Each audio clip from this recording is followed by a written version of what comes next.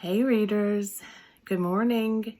This video is going to be a little bit different because we're going to go over a poster that I have in my office that my daughter got me a few years ago, and I have not made great progress on that poster. So my plan is to show it to you and pick some books off of that poster to read in the next couple of months.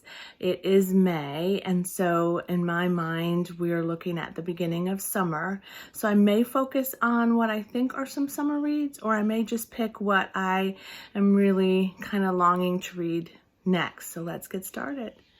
Okay, so the name of my poster is the 100 Books Bucket List, and like I said, Megan got it for me years ago. It hangs on the back of my office door, and it features a book list of 100 books that this person thought should be on a bucket list.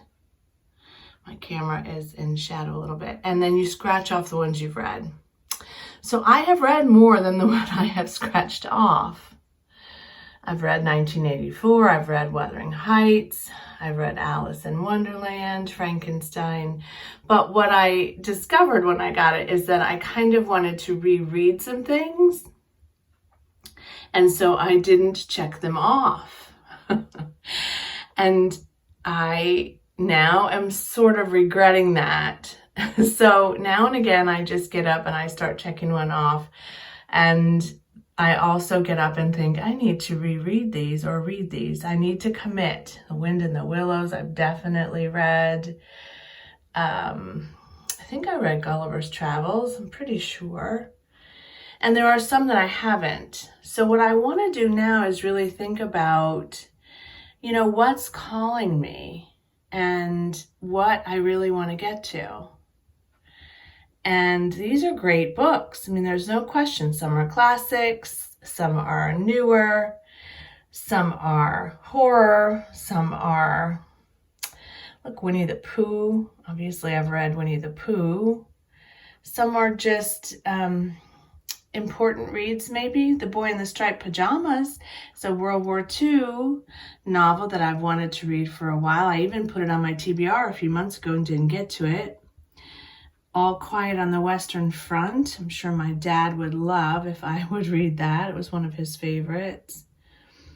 The Kite Runner is popular with people for sure. A reread of Jane Eyre would be lovely. Middlemarch I've never read. So now I need to pick some novels. War and Peace might not be one of them that I want to read. And most of these are fiction. I think they're all fiction now that I think about it.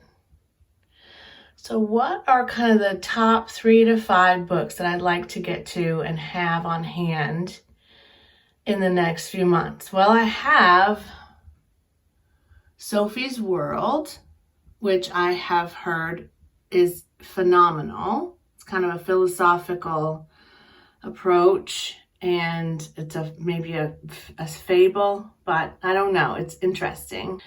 The Boy in the Striped Pajamas is also something I've thought about, so I think I could definitely commit to that.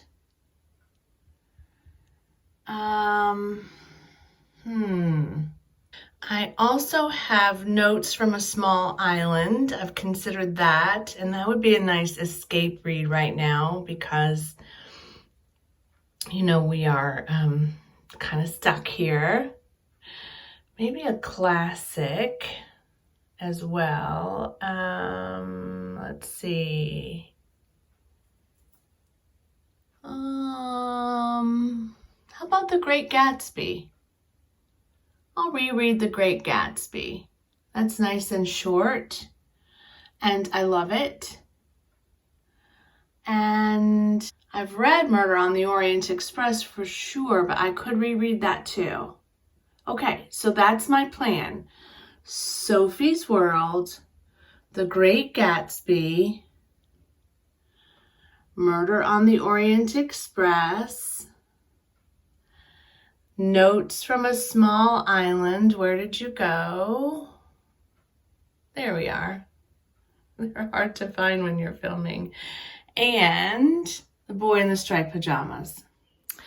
Okay, so I do not own The Boy in the Striped Pajamas, so I can get that though from my library for sure. They have it on ebook, I know, because when I added it to a TBR for a readathon last year, I had it downloaded and I just didn't get to it.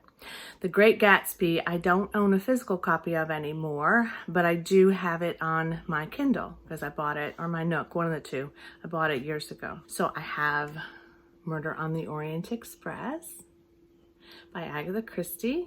This is my replacement copy. I have Sophie's World. Isn't that a pretty cover? Look at that. Sophie's World, I'm going to give you a little bit more. It's called A Novel About the History of Philosophy. And it's by Justine Gardner. And my librarian recommended this to me years ago. Amber did. And so I'm really excited that I'm going to take a look at that. And then Notes from a Small Island by Bill Bryson is it's a nonfiction, I think. I'm sure it is. And it's a story about his trip to England. And it is apparently hilarious. And my friend loaned it to me a long time ago. And I need to read it and give it back to her. So I'm all set. So I won't get those done before the end of May, but I'm just going to pepper them into my TBRs over the next couple of months. And hopefully I'll get them finished probably by the end of August, I would say. Should be the plan, maybe September. But again, no pressure. I just would love to fit them in when I have a moment and I'm in the mood, and I'll put them out so I can see them.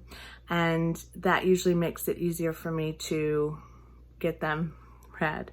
So I feel good about that. And then I'll also take another look at the bucket list poster and really decide, am I going to really reread The Wind in the Willows? Am I really going to reread Great Expectations? Like these are things I need to really kind of think about. I can always reread them, and if I've read them, I can always uncover them. And when I do uncover those little squares, they're fun to see what's in there. It's really quite amusing. For The Help, for example, I don't know if you saw, but it was a pie. If you've ever read The Help, it was the pie that she made for her her employer.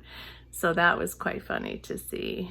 Anyway, thanks for joining me today. I hope if you have 100 read bucket list, or if you're reading through, say, the Great American Read List or Rory Gilmore's challenge list, maybe you want to join me in kind of putting some of those books up to the top again of your list and getting some of them read. That would be fun. We could do it together. Let me know. And as always, happy reading. Bye.